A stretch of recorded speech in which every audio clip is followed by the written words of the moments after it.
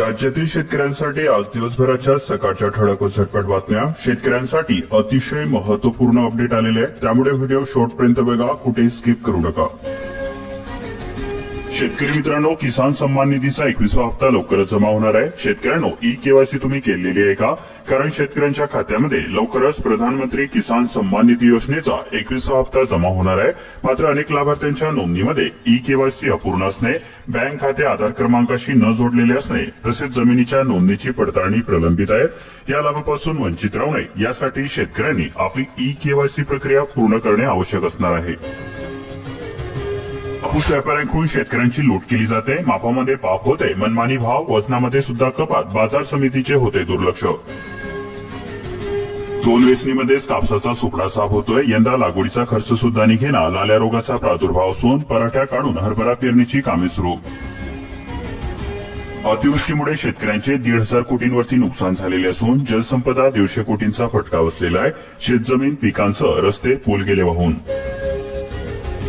कर्जमाफीच्या गोंधळामध्ये शेतकरी संभ्रमावस्थेमध्ये. शासनाच्या अस्पष्ट भूमिकेमुळे संघर्ष हा तीव्र झालेला आहे.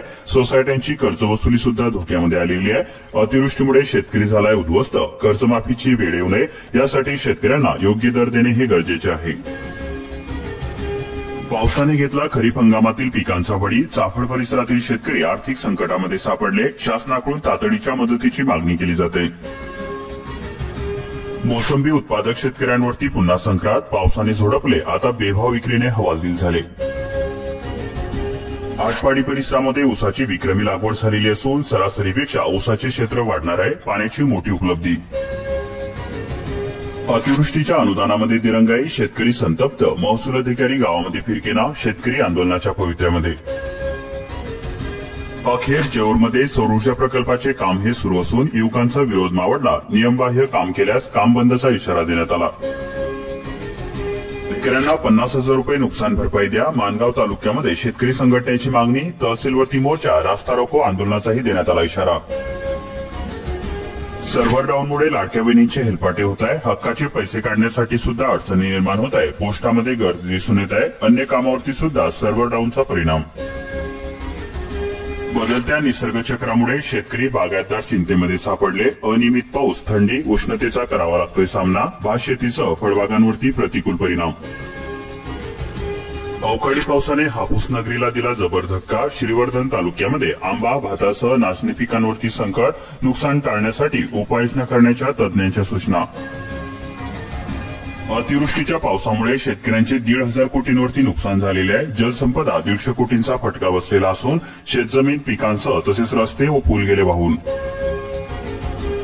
सांगली जिल्ह्यामध्ये 93,000 शेतकऱ्यांना 93 कोटी भरपाईचे वाटप करण्यात आले. जिल्हाधिकारी अशोक काकडे. नुकसान भरपाईसाठी 124 कोटी अनुदान मंजूर. थकीत एफआरपी व्याजासह 35 कोटी रुपये मिळण्याचा मार्ग मोकळा झालेला आहे. सुनावणी पूर्ण झालेली असून लवकरच निर्णय होण्याची शक्यता वर्तवली जात आहे. शेतकरी संघटनेच्या आंदोलनाला यश आलेलं असून कोल्हापूरमधील 8 तर सांगलीमधील 5 कारखान्यांकडे थकबाकी. इंधनामध्ये इथेनॉल मिश्रणाचा टक्का वाढतोय. 5 वर्षामध्ये 30% उद्दिष्ट. महाराष्ट्र देशामध्ये 14व्या स्थानी.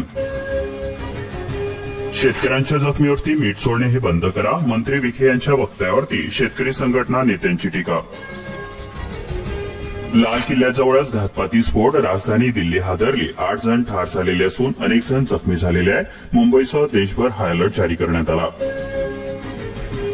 ज्वारीसाठी 30 नोव्हेंबर तर गहू, हरभरा, कांदा पिकासाठी 15 डिसेंबरची अंतिम मुदत. अधिकाधिक शेतकऱ्यांनी सहभाग नोंदवावा. कृषी संचालक विनयकुमार आवटे यांच्याकडून आवाहन करण्यात आले.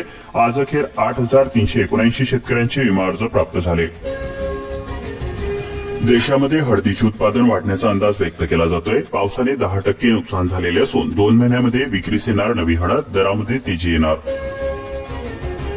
अकोला जिल्ह्यामध्ये 6 केंद्रावरती 15 नोव्हेंबर पासून हमी दराने सोयाबीनची खरेदी होणार. 12,000 शेतकऱ्यांनी केली नोंदणी. दैनंदिन मेसेजनुसार होणार मोजणी. घरकुल लाभार्थ्यांचे हप्ते 2 महिन्यांपासून रखडले. अनेकांची बांधकामे अर्धवट असून वारंवार मागणी करून सुद्धा अनुदान मिळेना. ठिबक व तुषार सिंचनासाठी शेतकऱ्यांना 90% अनुदान मिळणार. एससी व एसटी प्रवर्गामध्ये शेतकऱ्यांसाठी खास योजना. राज्यामध्ये तूर उत्पादनामध्ये 3.20 लाख टनांची वाढ होणार आहे. कृषी तज्ज्ञांचा अंदाज. देशामध्ये महाराष्ट्राचा वाटा मजबूत होईल. महाराष्ट्राचा किंग सर्जा धावला वाऱ्याच्या वेगाने. फॉर्च्युनर आणि चांदीची गदा जिंकली पठ्ठ्याने. राज्यस्तरीय स्पर्धेमध्ये अव्वल. मुख्यमंत्री करणार सन्मान. लवकरच आपला पासवर्ड बदला अन्यथा डल्ला. 76 लाख लोकांचा आहे एकच पासवर्ड. पासवर्ड कठीण ठेवण्यासाठी लोक करतायत निष्काळजीपणा. पासवर्ड सोडल्यास बसू शकतो फटका. अकोला जिल्ह्यामधील पशुपालकांना कृषीच्या दराने मिळणार वीज. शेतीपूरक व्यवसायाला चालना मिळत असून नवीन कार्यपद्धतीमुळे पशुपालकांना मिळतोय मोठा दिलासा. आता शासकीय खरेदी केंद्रामध्ये सोयाबीनसाठी लागतोय अंगठा. चक्रा मारून दुखतायत टाचा. नाफेडच्या खरेदी केंद्रामध्ये नोंदणीला प्रारंभ झाला. रिसोड परिसरामध्ये विजेचा लपंडाव सुरू असून शेतकरी त्रस्त झालेले आहे. येत्या आठवड्यामध्ये वीज पुरवठा पूर्ववत झाला नाही तर ठिय्या आंदोलनाचा इशारा शेतकऱ्यांकडून देण्यात आलेला आहे. कारंजामध्ये 30,000 क्विंटल सोयाबीनची आवक झालेली असून भावही सुधारले. शेतकऱ्यांचा विक्रीसाठी धडाका.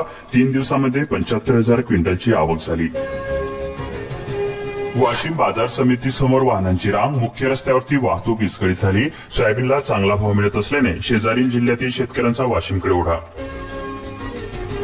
राष्ट्रवादी अजित पवार गटाचा त्रिकोणी डाव. गरज पडली तर शरद पवार गटासोबत आघाडी करू. मंत्री माणिकराव कोकाटे यांचे मोठे विधान.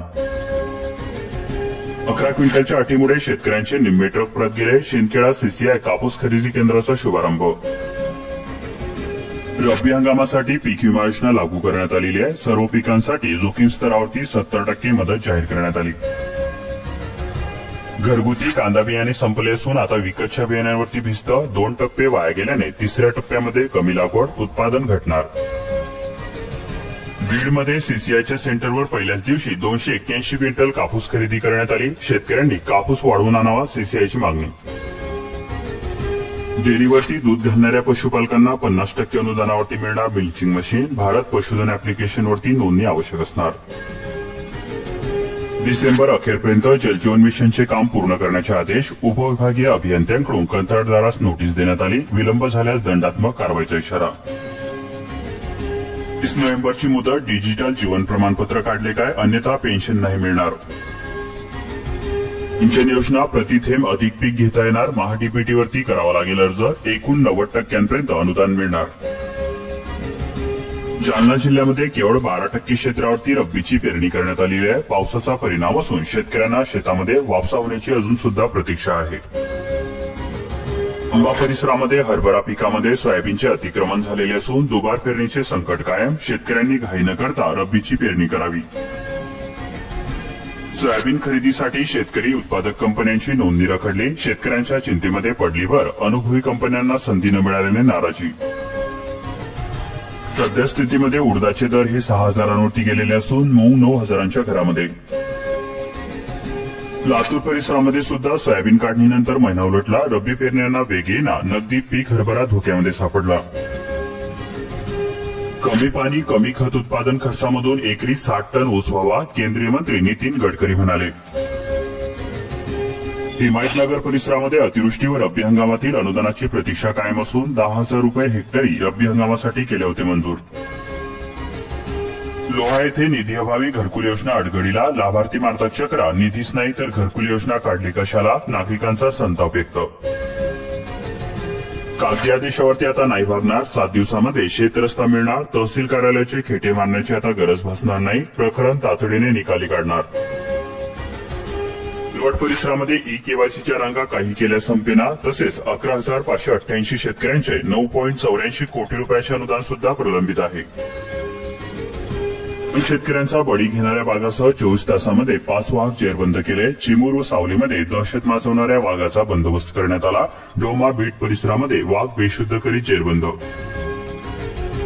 मल्टीटास्किंग प्रयोग. 1 प्राचार्य आणि 3 आयटीआयचा भार. रिक्त पदांचा प्रश्न गंभीर असून नागपूर विभागामध्ये गोंधळ होतोय. प्राचार्यांचा प्रशासकीय ताण वाढला.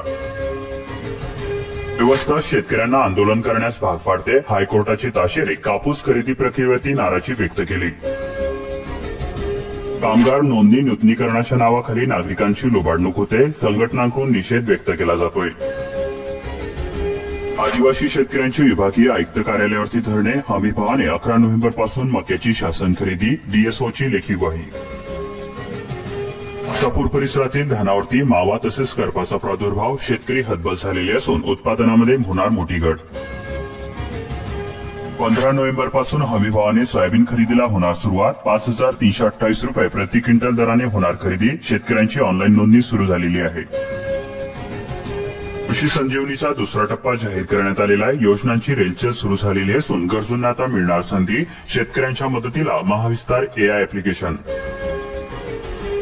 ग्रामीण भागामध्ये वाढली धान कापणी, बांधणीची लगबग, पिकांवरती अवकाळीचा मारा, मजुरांची भासते टंचाई.